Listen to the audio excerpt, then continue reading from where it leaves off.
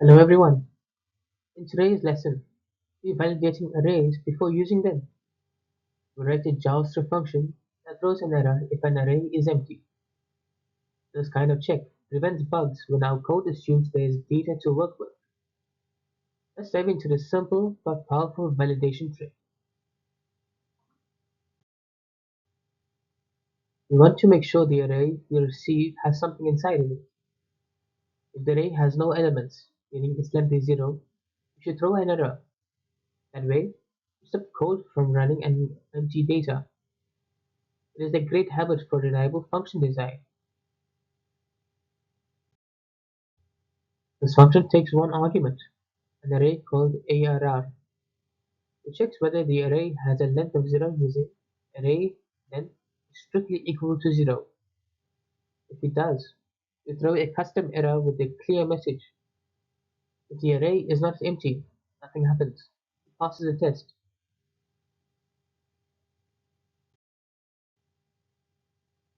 Here's how it works step by step.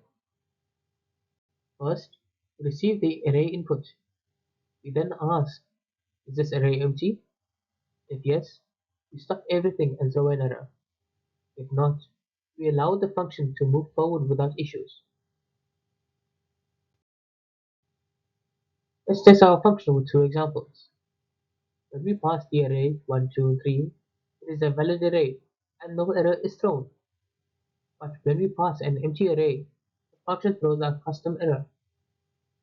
This helps catch missing data before doing anything risky.